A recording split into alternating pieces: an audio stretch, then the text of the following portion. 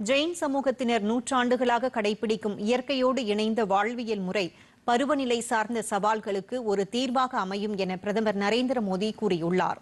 புதுதில்லியில் விஞ்ஞான் பவனில் உலகிலேயே முதல் முயற்சியாக நடைபெற்ற இந்த நிகழ்வில் பங்கேற்று உரையாற்றிய பிரதமர் நரேந்திர மோடி, நவ்கர் மகா மந்திரம் என்பது வெறும் மந்திரமாக மட்டுமல்லாமல் நம்பிக்கையின் அடையாளமாக திகழ்கிறது என்றார்.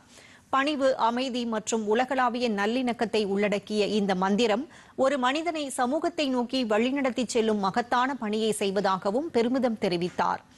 இந்தியாவின் அறிவுசார் மகத்துவத்தின் முதுகெலும்பாக ஜெயின் இலக்கியங்கள் அமைந்துள்ளதாக கூறினார்.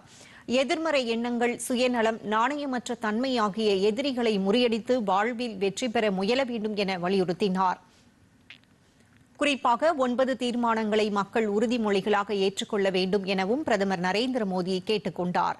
இதில் தண்ணீரை சேமிப்பது, தாயின் பெயரில் மரம் நடுவது, இயற்கை வேளாண்மைக்கு ஆதரவு அளித்தல், ஆரோக்கியமான வாழ்வியல் முறைக்கு மாறுவது, ஏழைகளுக்கு உதவுவது உள்ளிட்டவை அடங்கும். இந்த நிகழ்ச்சியில் 108க்கும் மேற்பட்ட நாடுகளைச் சேர்ந்த மக்கள் பிரதமர் நரேந்திர மோடியுடன் இணைந்து நவ்கர் மகா மந்திரத்தை உச்சரித்தனர்.